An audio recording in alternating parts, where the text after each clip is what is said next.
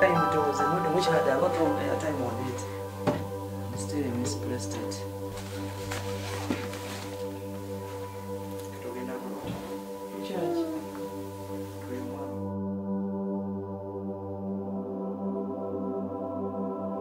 If you come out, you want to go.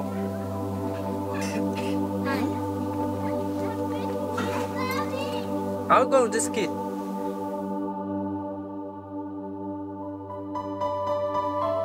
My friends, you are most welcome to Uganda, the power of Africa.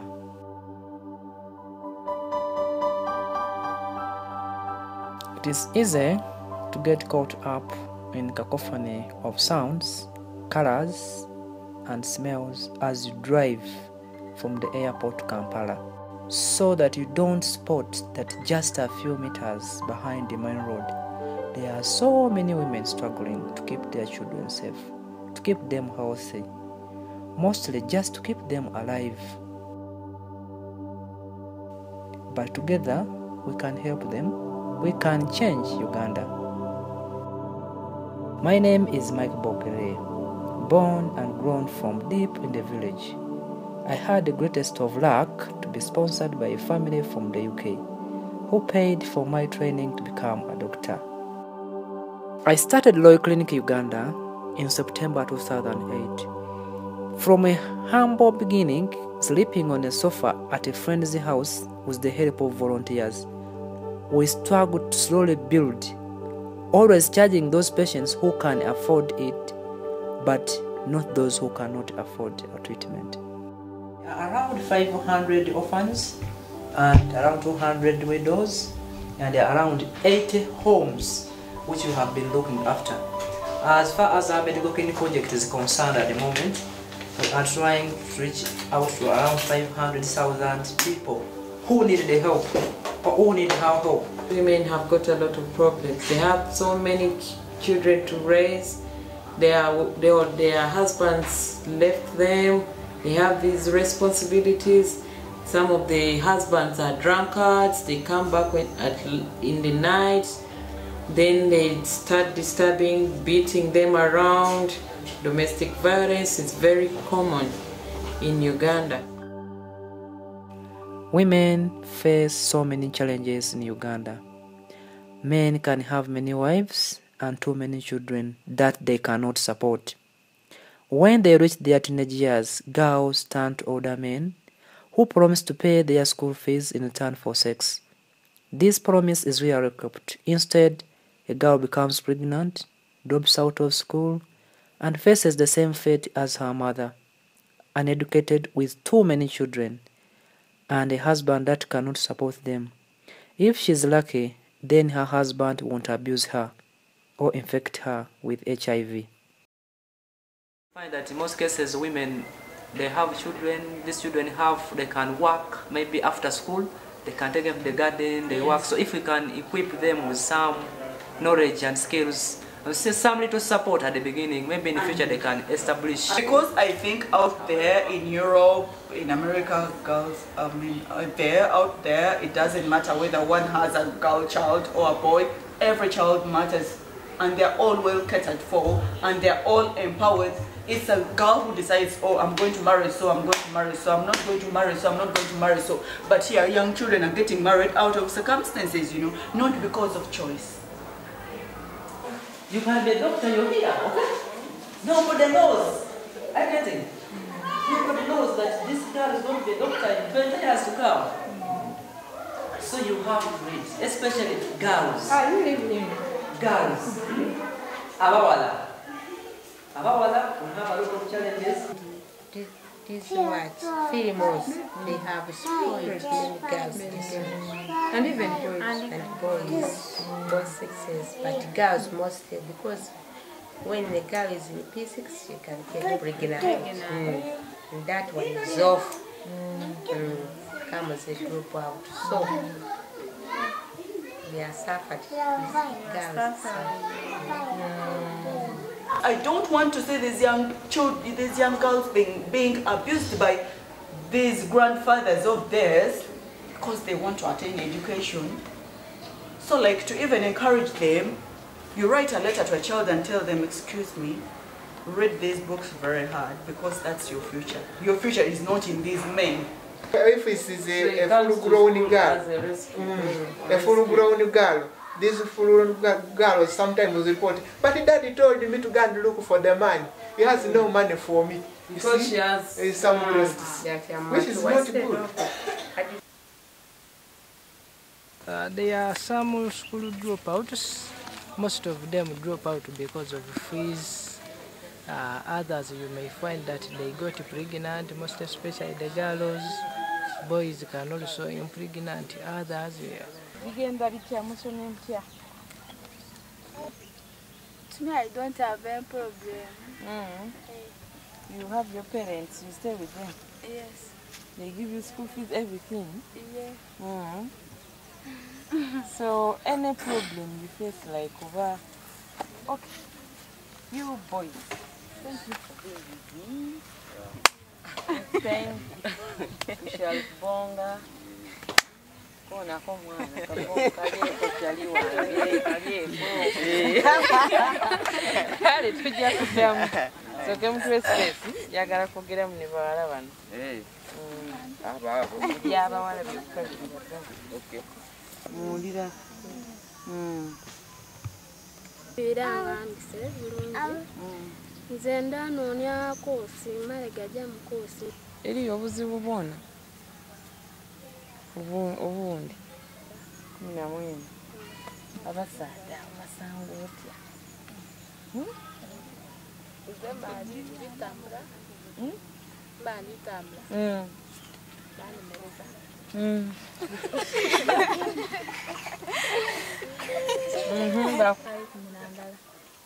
butinga ife tulikumtukola bibuuzo wera wayenda oba osome kuko ekitabo kale ng'oviire kuno nga bali kukoba gyokoleke mwena muli awo wakuba oti oba maama oba baba n'abaate nga amazzi siniyafu zisuubire kweyongerayo kuba muzaire wange azira sente nsobola kunowerayo jasooka ntyamu kumema maama olina maama yenki baba ati kyera waba oba okutambula omusaadde omukulu mwere yakoba ati omukulu ati yemerera yakusiyasiza oba yayemera akuba oti ano omusaadde mukulu obeere okyayikwenda okumbuza oba bishya ayeira mu bindi bishira yaira mu byalaavu ndikuweireku aye nga kyokanga olunaku olukumpi lutuukira lwotandikiraku ate ng'ozira sente kale wabonanga kiri kukosa ino mulayi oba oluisi tuli kuno ku isomero kikugwirire ku kuno abasomesa ezira kukankobe nti ezira bads kuno okuzira tubasobola kwambaku nti oba bakuwakola pali kale kayifu beenu twekolamu omulimu kyova twiddawo oluisi ne buno obuleesu kale mwine wamubonanga tutubako kizibu wamuwaako akaleesu yakaleeta encaku enkeera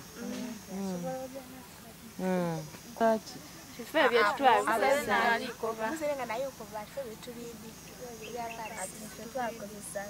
At the end of the day, by the time she gets the lesson, she has already messed up.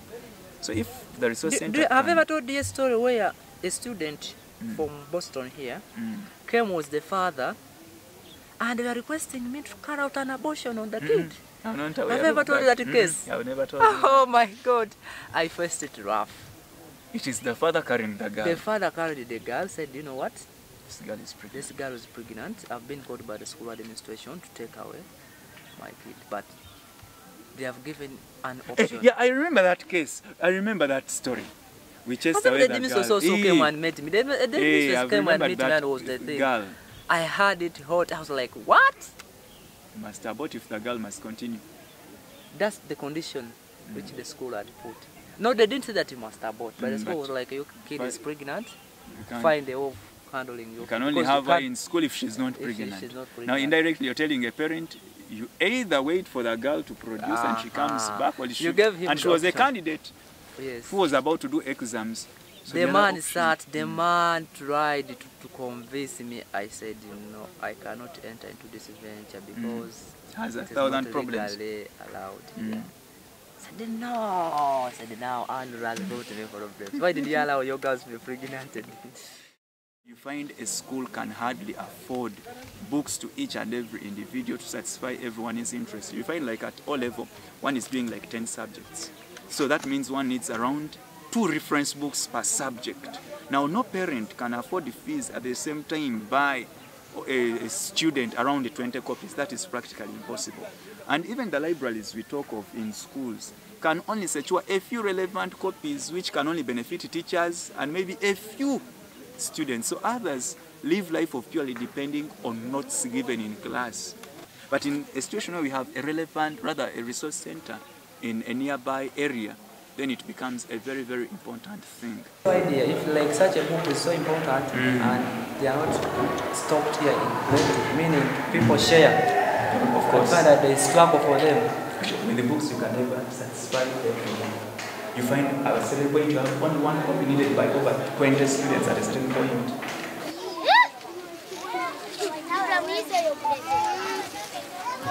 Here at Ranjava Learning Site, there is a whole town filled with abandoned women and children. With no money, they have constructed their mud houses on government land. It is a precarious life and they can be removed at any time. If a woman had any choice, she would not keep her family here. The lake acts as the latrine as well as the place to keep drinking water from, and fish for food. Dysentery is too common.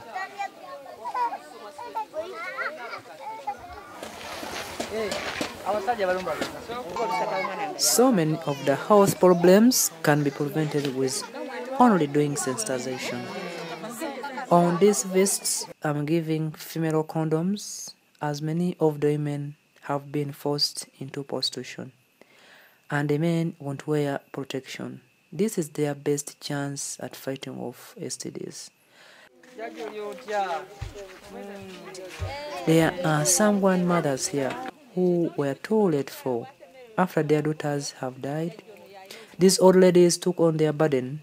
She looks after so many children, all in the same small house, getting up to fetch sticks for firewood, for appetency to try and feed everyone. 75 years, looking after 10 children.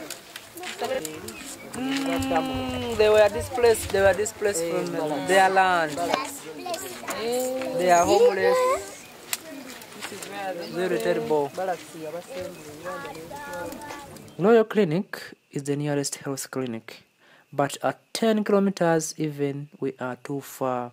Transport to reach the clinic can cost £5, more than these people make in a week.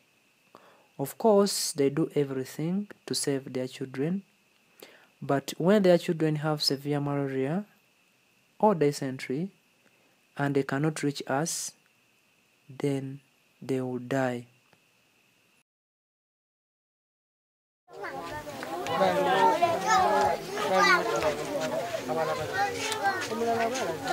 Seven children looking after. Income generating activity very low. The house she's staying in is terrible. Oh God, we need to do something.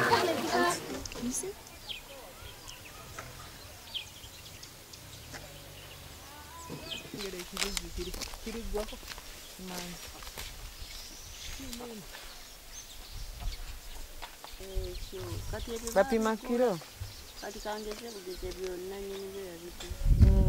Some people from the city, Kampala, they use this garbage.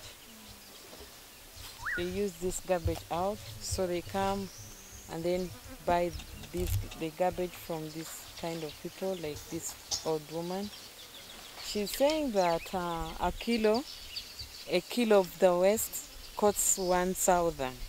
I mean, it costs 100 shillings, like this, 100 shillings, it's a coin, per kilo of the waste.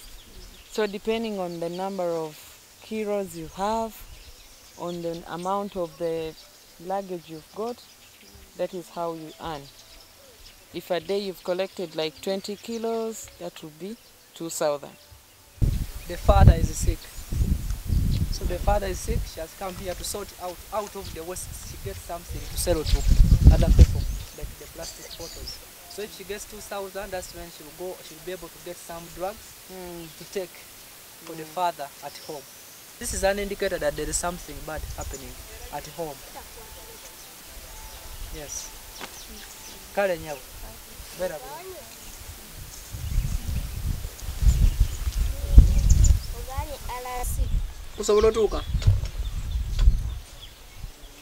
Last time when I was here, the thing was so bad, but at least it's improving, it's healing. So the mother of this kid is almost abandoned and has some other children. Her worker is crushing stones, then says it's rich people who construct houses. So you find her there trying to crush the stones. They call it quarrying, kind of. So you find such a younger man may need a lot of help, a lot of support, because a vulnerable child needs to be monitored, needs to be supported. So we do outreaches and we identify such kind of people. Go to school? Say yes or no. Do you eat? Olide kumere? Olide kumere? Tonaria? Have you eaten? Have you eaten anything?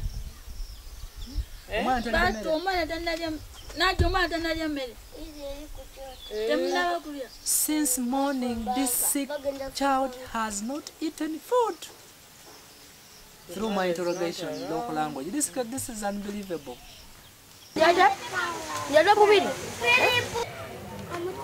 it is beyond the nutrition, then they come at the clinic, we treat them at what we can afford.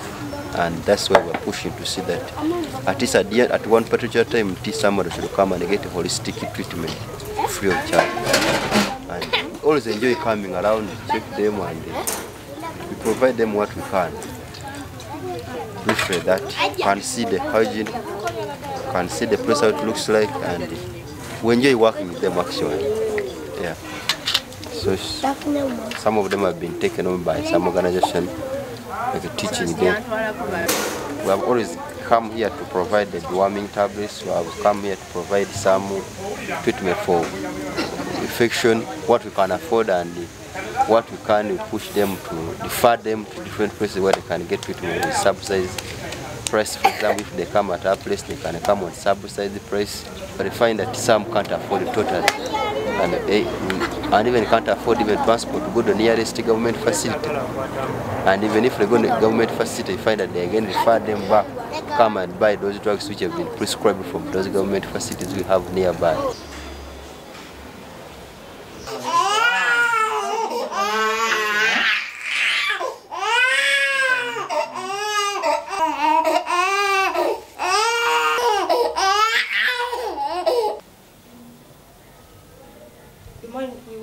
The first dose should run in 4 hours, then she rests in 4 hours. That's 8 hours first dose.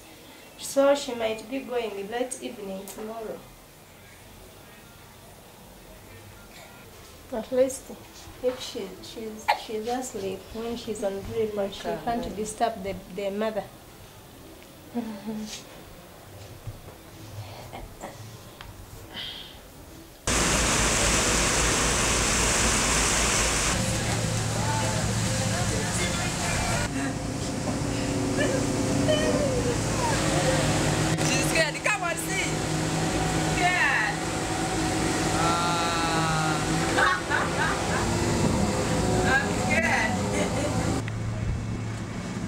First time of being here, or is that third time, sixth time? Yeah, I'm on Islander. I stay on islands.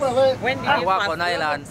I make outreaches on islands. How was your experience? I even use canoes, not to chase ship. This is a bit... Yes. Yes.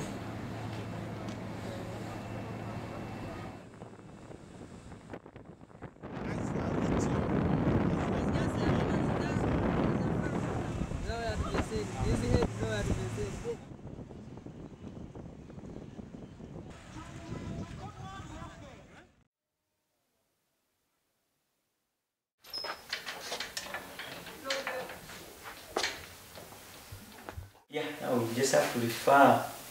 Because what? You know. Because of the, you don't have some drugs, eh? Work on him. So that to the Trauma Center for. Which has everything. Yeah, most of the things are there.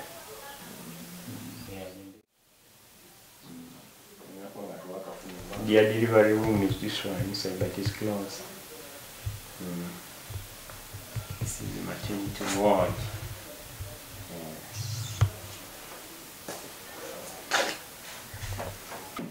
Yeah, because may find when somebody has problems, somebody who have been calling at night. Yes, the system, not the health workers. Like now, how can you be here and there are no drugs you're prescribing to patients and you feel you are like... Because you feel like the brain is like you're sleeping a bit. Septrin, most of them are on HIV patients. They say, I'm already on Septrin, but I have cough. Meaning you have to take a lot, antibiotic, and it's not there. Now look at the patient. And the patient will look at you. Then you look a fool. Then they will... you refer, and if you refer, they say, I have not got any medication. Because I've referred. Then they say, boy, this, it's not enough at all. Yeah. No medicine, like for example right now there is no medicine at all. The patients can come, but what to give them is the problem. There is no medicine at all.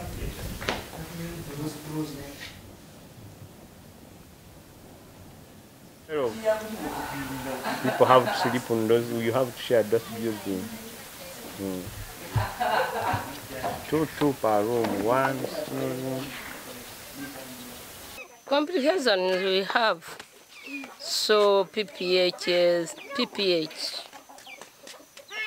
preeclampsia sometimes, so APH sometimes,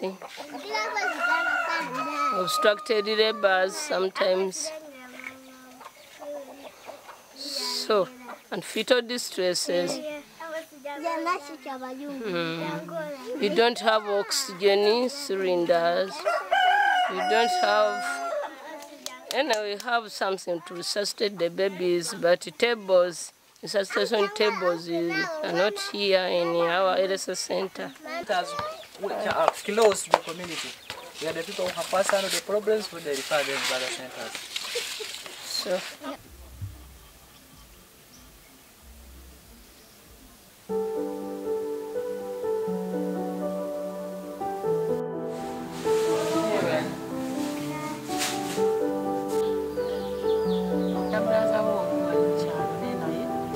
Aisha's husband died suddenly 6 years ago, leaving her with their 4 children to raise. Uneducated and far from her family, she doesn't have any friends other than her elder father and is suffering from depression. She cries when we bring her a loaf of bread and some sugar. It has been so long since the family had that. She thinks that her only way to cure the loneliness is to keep having more children, kids that she cannot afford. With some donations from the UK, we are able to set her up with a poultry farm and give her some new clothes so that she doesn't always have to wear the same one dress. We are not just giving her an income, we are giving her hope and support and the reassurance that she is not in that situation because she did anything wrong. And she no longer has to fight these battles on her own.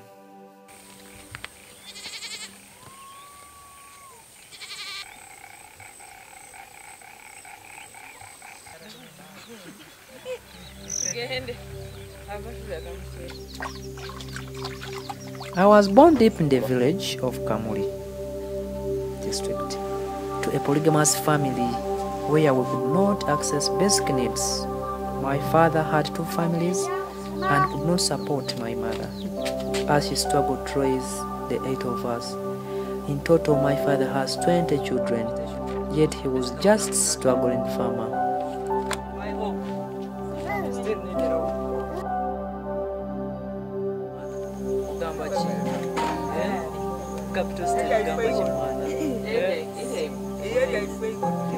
I was once like this.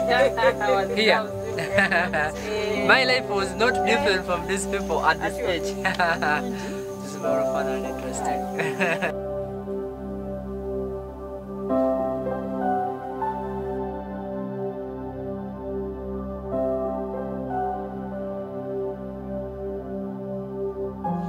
We are very many in that house there.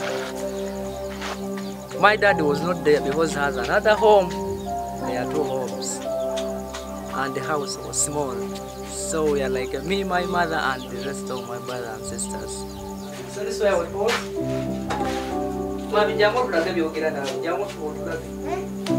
So, on this village where I'm born from, I was the first person to get a qualification, become a medical personnel. I was the first person.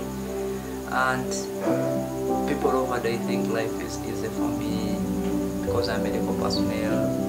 Why should I look after my family? Why can't I consult them and go to house? No, I cannot because there are very many things I have to do. Brothers and sisters. Not only my brothers and sisters, there are also some other brothers and sisters. I will show you because I don't see whether the woman who got married to my mother as the second wife had any crime. Sometimes these African women are being convinced by men. So after having convinced by men, she accepts, then they start having children. So she has nowhere, she didn't make any mistake anywhere. She was just confused. So she doesn't need to suffer anything. So when I'm helping, I have to help everybody because I know the mess was by the husband who did know that having a monogamous family is better. It can lead you to a better life.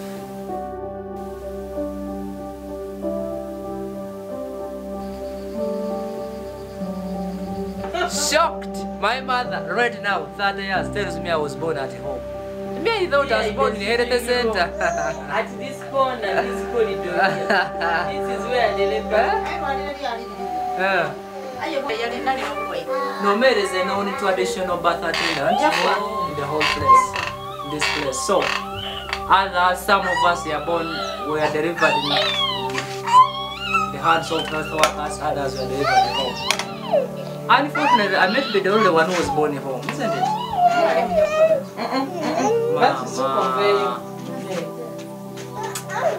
Among all of my brothers and sisters, I'm the only person who was born home. The one whom I follow was born home and he died.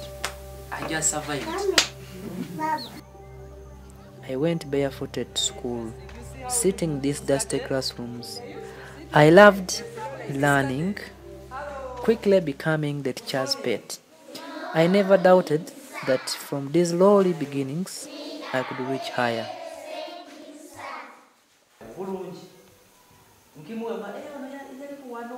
And he was a pupil like you here, and he was studying like you. As a medical officer, I treat people. If you're sick, I treat you. That's where I come from. It's a poor family. It's where I best from. Come here. Start down the class. Down. P1, P2. P7, that's when they start giving you this. This is kind of like come to that. You go to senior 1, okay? So, what I'm trying to say, even if you are from a poor family, you can do what? Make it. What you have to do is listen to your teachers. You can be a doctor, you're here, okay? Nobody knows anything. Nobody knows that this girl is going to be a doctor in 20 years to come. So when a volunteer from the UK sponsored me and paid my school fees, it helped me so that I could help the rest of my family too. I have been able to pay for my 7 siblings so that none of my sisters has to turn to sugar daddies. Yet when I visit home, my 14-year-old half-sister has given birth. She is not in school and the father has run away. The stepmother's children, sometimes I don't have influence because I'm not the owner of this family, my father is the owner of the family. So sometimes we find when they have decided as the stepmother and him, and they have married off some young people, when you follow, they don't listen sometimes. So that pisses me off sometimes, and I was like, what is this? You cannot force this young girl to go to married. Tell her to stay around until we get money. then she will be pushed to another level where a man cannot torture her. If a man tortures her, then she can decide to stay alone and earn her own money and have a better life. They are taking advantage of this because many persuade them, we shall buy you this, we shall construct a house, we shall take you to school, then afterwards they mess up. This kid is hers, but where is she going? Lucy, where is she going? We need to do something.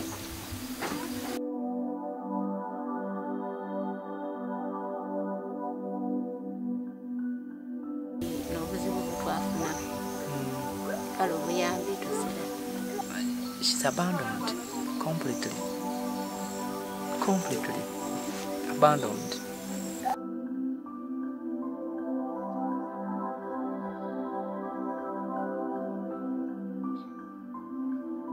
Because polygamy, they pull each other and do this. However, I hope in future, if all my programs comes out well, I get support, not only support my family, I intend to find ways of helping this lady, because I don't think she did a mistake to get married. Sometimes there are women out there who are like of this type. She gets married, claims is the second wife, and she doesn't get support from the man. The man can be abandoned both homes and again goes to another wife. So the scenario which is happening in my family, it is happening in very many families which cannot even come out and say this. Being that I'm advocating for helping abandoned women and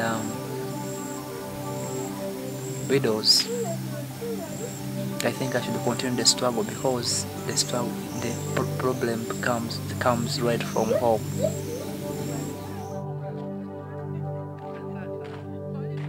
These problems I'm fighting are not foreign concepts I have learned from a book. They come straight from the home.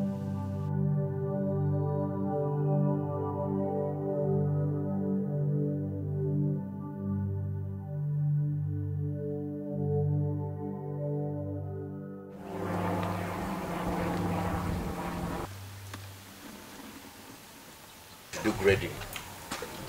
Grading. Grading, yeah. Remove the big ones and then the small ones. Because this is catfish, it's carnivorous. Yeah, so if they stay together, the big ones will eat the small ones because they don't grow at the same rate.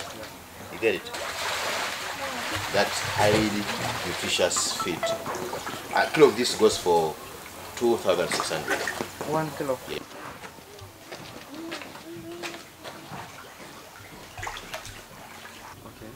Grown capturer. So what we do, the system starts here, the process starts from here.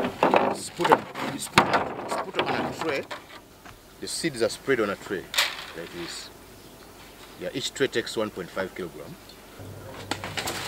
Then, so this is day 5.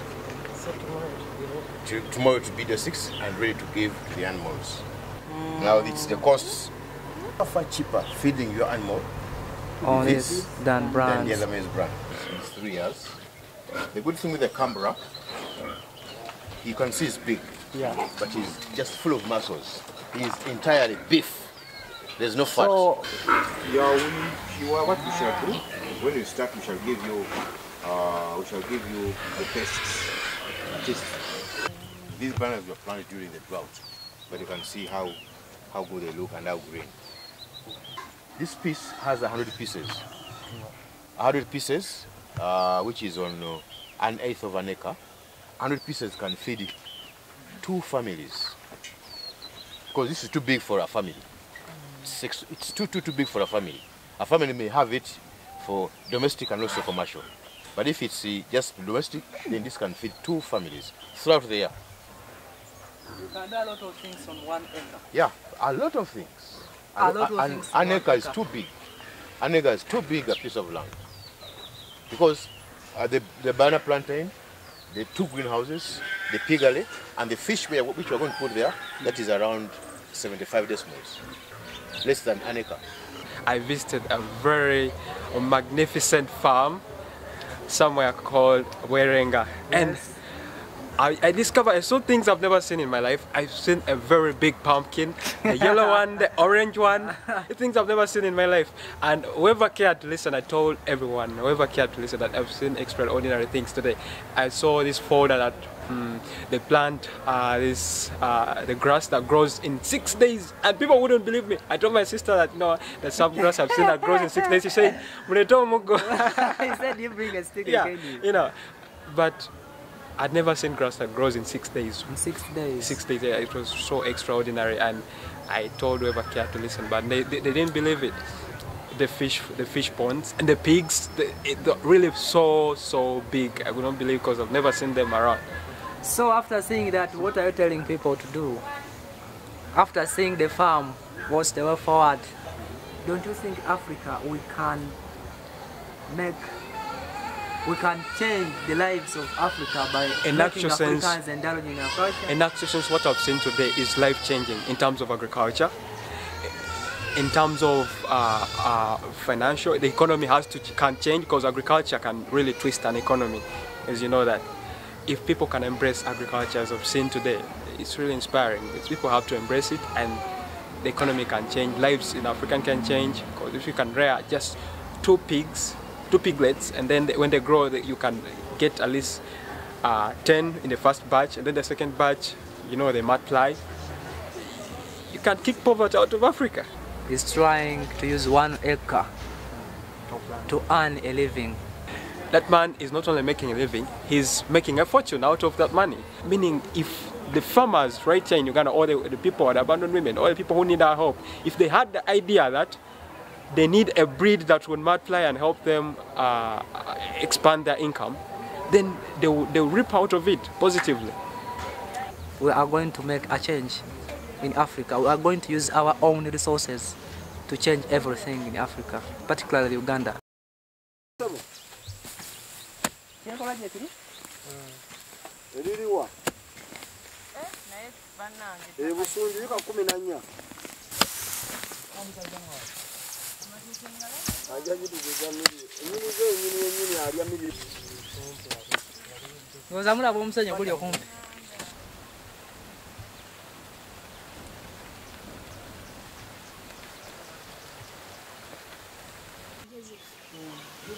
We thank you the medicine which you gave to us.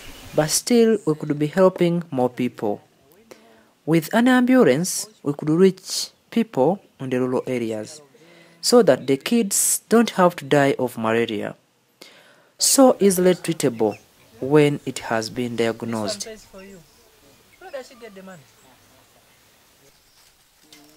We are not just helping those trapped in poverty. We will also attract richer clients who can pay, so we are able to treat more who cannot afford it.